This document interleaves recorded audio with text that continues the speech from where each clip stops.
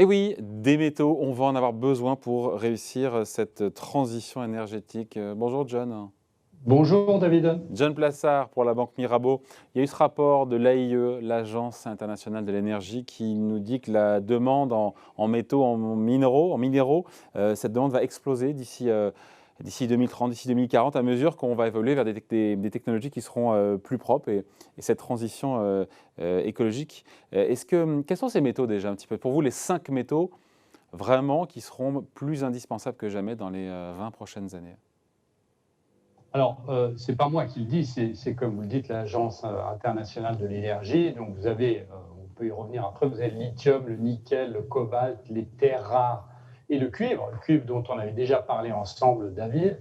Et c'est important de noter ici que ce rapport est à prendre au sérieux parce que l'objectif, c'est évidemment d'avoir des émissions net zéro à horizon 2050. Donc, c'est dans 30 ans, c'est demain. Il va falloir changer pas mal de choses. Et on voit notamment quelque chose qui est absolument essentiel, c'est qu'un système énergétique qui est alimenté par des technologies énergétiques propres diffère totalement d'un système alimenté par des ressources en hydrocarbures traditionnels.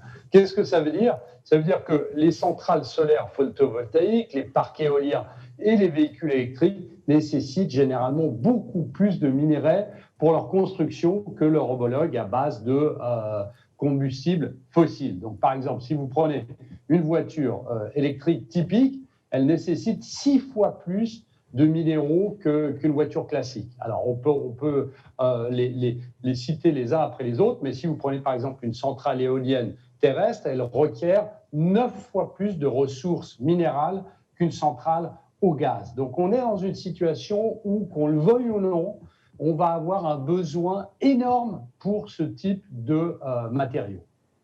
Donc, et je reviens donc, ces matériaux, ces minéraux, ces métaux, c'est quoi? C'est enfin, ce qu'on entend, là, le lithium pour la batterie électrique, c'est le Oui. cuivre, le nickel. Voilà, donnez-nous les cinq noms. Les 5 noms, les 5 métaux. Alors, on a d'abord les 3 métaux qui sont essentiels à la performance et la longévité des batteries, par exemple, qui sont le lithium, le nickel et le cobalt.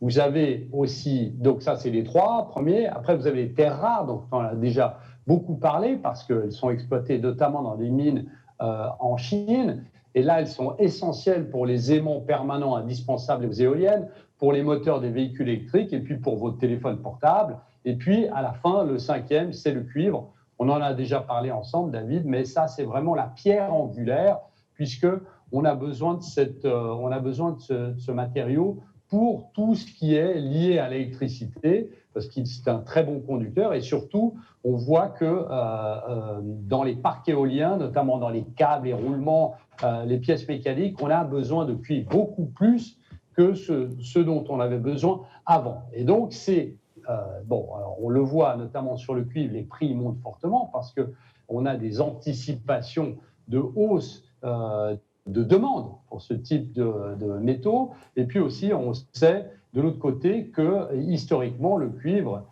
c'est un très bon matériau pour se prémunir d'une inflation qui pourrait venir. Donc, c'est deux des choses qui sont très intéressantes. Alors, on peut, si vous voulez, David, passer en revue aussi les autres.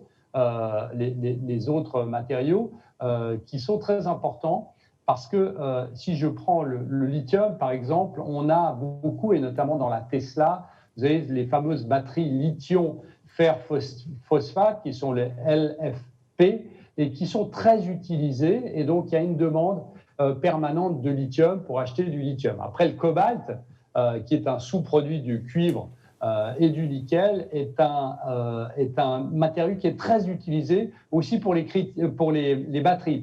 Pardon. Après le nickel, il est utilisé pour les électrodes dans les batteries. Et là, on voit que la demande va exploser aujourd'hui jusqu'à 2029 en tout cas, puisqu'on estime qu'on aura par rapport à aujourd'hui 80% contre 33% aujourd'hui de demande de plus pour le nickel pour une voiture électrique. Et puis les terres rares, à travers les terres rares, il y a 17 métaux qui sont différents. Et ces métaux, on va aussi en avoir besoin pour les batteries, pour les véhicules électriques et puis évidemment pour les smartphones. Donc la croissance est assurée dans les prochaines décennies pour tous ces métaux minéraux. Tout à fait, la croissance est largement De la assurée. demande, On estime que pour avoir un avenir énergétique net zéro d'ici 2050, vous avez le secteur qui devrait dévorer 43 millions de tonnes de ce type de matériaux d'ici 30 ans, soit 6 fois plus que la quantité actuelle. Donc on voit qu'on a une demande très très forte. On voit que ce n'est pas juste l'espoir d'avoir une demande sur ce type de matériaux, mais on voit que c'est une exigence aujourd'hui de l'Agence internationale de l'énergie. Ça rentre dans le cadre des accords de Paris. Et donc, vous avez ces 5 éléments, ces 5 matériaux qui vont être largement demandés. Il va y avoir une plus forte demande. Alors, il faut juste faire attention, David, parce que sur certains de ces éléments, évidemment, il y a la question ESG et il y a la question de l'extraction.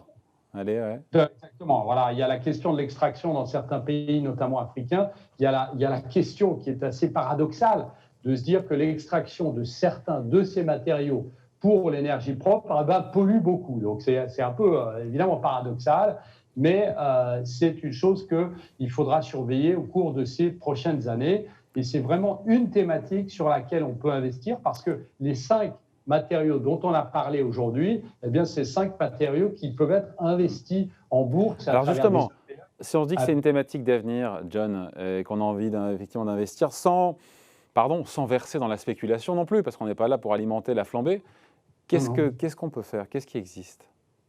Vous avez, par exemple, si on prend matériau par matériau, vous avez, par exemple, pour le lithium, vous avez des entreprises comme A123 Systems, c'est une entreprise américaine, K2 Energy, qui sont aussi des entreprises qui sont cotées en bourse. Et il y a aussi des entreprises chinoises. Après, dans le cobalt, vous avez des sociétés notamment comme Giga Metals et First Cobalt. Pour le nickel, on le sait, c'est Norilsk Nickel, BHP Billiton ou Vale. Alors là aussi, faire attention à la question ESG. Le cuivre, vous avez beaucoup, vous avez le métal physique, mais bon, on ne va peut-être pas acheter du métal physique, David, parce que ça va être un peu lourd, mais vous avez des futurs et des ETF. On va avoir un gros garage, une grosse buanderie. Voilà, un gros garage, et notamment le COPAP. Et puis, les terres rares, intéressant de noter que vous avez un ETF là-dessus qui est fait par VanEck, qui s'appelle VanEck Rare Earth, donc VanEck terres rares, sur lequel vous pouvez aussi investir. Donc, on voit que ici, dans ces matériaux d'avenir, où on aura beaucoup de demandes, eh bien, on peut directement aller les investir en bourse tout en gardant, je m'excuse de le répéter, mais tout en gardant une vision ESG sur certaines de ces entreprises qui produisent tel et tel matériau. Ouais, on se quitte là-dessus, John, mais malgré tout, on le sait, cette thématique des énergies renouvelables en bourse, elle a connu une quasi-bulle depuis le début de l'année. Est-ce que ce n'est pas trop tard pour vous avez tout à fait raison. La thématique a connu une bulle, très clairement, et a baissé parce qu'on a eu les anticipations, notamment du Green Deal en Europe et puis des réformes américaines. Mais ce qu'il faut voir ici, c'est que c'est quelque chose qui va continuer à être alimenté par une forte demande. Donc, c'est ici qu'on se dit que, ici, après le dégonflement de cette bulle, il va être intéressant de revenir sur cette thématique, mais peut-être en prenant moins la thématique globale et en investissant plus sur tel et tel métaux spécifiques. Et je pense que ces 5 métaux sont des métaux qui sont là pour rester et qui ne vont pas rentrer dans cette histoire de bulle qu'on a eue en début d'année. Vous avez tout à fait raison de le rappeler. Et maintenant, il faut plutôt chercher à trouver l'élément et surtout chercher à trouver la société spécifique qui va bénéficier du boom de cette demande pour 2050.